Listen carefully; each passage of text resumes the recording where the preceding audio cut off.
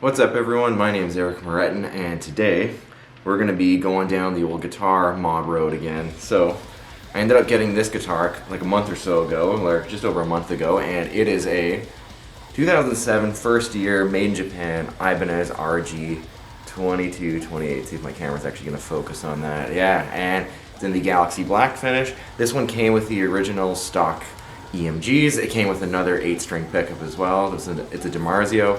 That one's currently for sale as well. And basically, this kind of turned into a bit of a project guitar, you know. So we're going to kind of put this back into its original form. You know, I'm going to throw the original pickups back in. I'm going to show you how to do some wiring and everything like that. And then we're going to take it a little further and kind of turn this into something a little bit more special, which you'll see later on. And yeah, that's kind of it. So stick around, buckle up, and let's throw this thing together and see what happens. Okay, here's the stock Husqvarna 2228. This is the first run made in Japan, right from 2007. The first actual production 8-string. We got rosewood fingerboard, the big nickel frets, 4/4 headstock, which I love, the whole locking nut, and Ibanez's crazy proprietary bridge that was kind of designed by Meshuggah, and this is based off the Low Pro Edge design, but it's actually just a hardtail, which is pretty sick. So yeah, got the original pickups here. All the back plates are off as well. This guitar actually didn't come with pretty well any pots or anything, or a toggle switch, so I went and grabbed some of those just from the local music store, and just gonna throw them in real quick on the back. Nice 5-piece maple and wenge neck. This will be back to life in no time. Let's do this.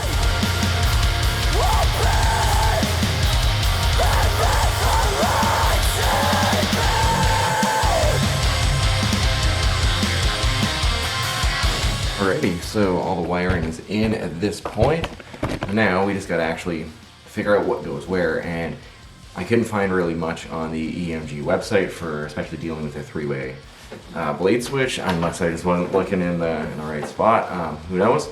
I just Googled what I needed, and if you're in the same position like me, that's what I Googled. I used to have a gym root Strat, and you know, that I sold for other things, and I just kind of Googled that just to kind of give me an idea of what I'm working with. So pretty straightforward. If you can't find what you're looking for on the website of the pickups that you're trying to put in, just try and find a guitar that maybe has them from the factory, and if you can get a wiring diagram from that. But otherwise, everything should be pretty well straightforward. So I'm just gonna match it up to this, and then we're gonna be rolling, and we're gonna be getting to some demos real soon with this, hopefully. So let's do this.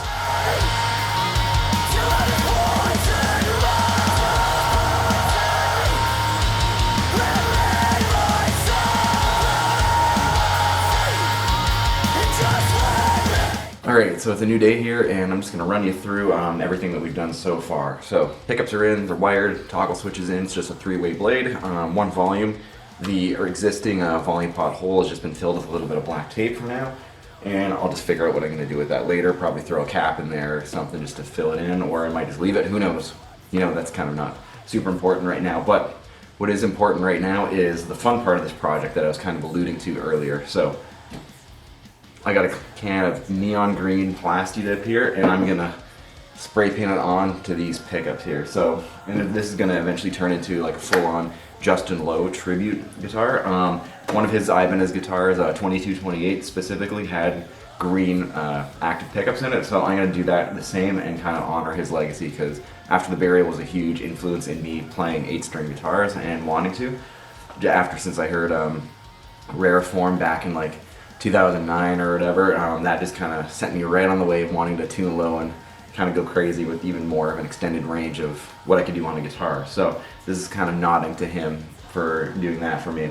So yeah, I'm going to show you how to spray paint this. Plastic is pretty easy to spray on, and if you mess up, you can kind of just take an edge of it when it's all dry and just peel it off and try again. So I'm going to spray them, and then we're going to string it up and get to some playing. So let's get into this. First thing you want to do is clear off a location, you know, that is kind of decent, and like maybe put some paper down just so you don't get any overspray on whatever you're going to be spraying, especially on pickups here because there are electronics here and I want to keep them safe.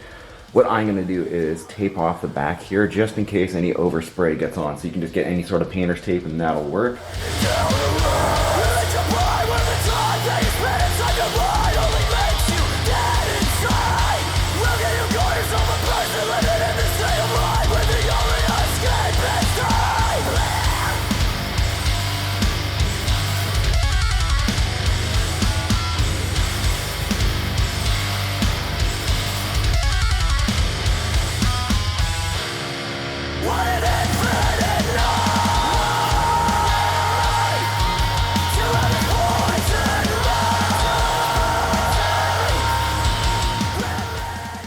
Alright, so now here's the final, all completed 2228 Justin Lowe tribute. And obviously this one goes after his own 2228 that had the green pickups and everything like that. Then, as you guys know, I'm buddies with Andrew Bana. He has the full-on green model that was repainted from a stock 852 Ibanez Prestige. So I kind of went for something a little bit easier rather than just getting a whole guitar repainted, since this was in pretty good shape for the year. Pickups turned out pretty good, as you guys saw in me spray painting them with Plasti Dip. Like, you got to throw in a ton of coats.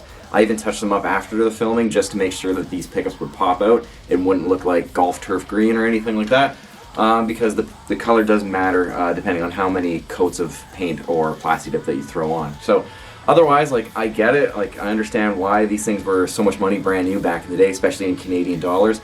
And now I do understand, after playing this for a little bit, like, why everyone's just saying just get a used Prestige if you're looking for a guitar, or like a good guitar on a budget. Because yeah, this thing's pretty awesome. It's pretty fantastic, and I get why these were the standards for 8 strings for such a long time.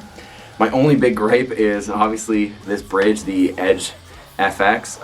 Not my favorite design. This third screw here, you know, especially on these earlier models, apparently they would rip out of the body, and with the countersunk wood insert there. And yeah, that happened on here a couple times, so you know, I had to get that fixed. But otherwise, we are rolling right now. But you know, for the time, I guess this is all that they had. I'm pretty sure this is what Meshuggah designed to when they were first making their 8 strings on their own. They just cut up a bunch of Ibanez like tremolos and just welded them together, and this is what they got. So I mean, Ibanez kind of took that and made it into a mass market thing. And I get it, maybe at the time, like in 2007, 2006, when these were made, or at least in research and development stages, they're probably looking for tuning stability. So you got the locking nut and you got like the locking bridge down here with the fine tuners.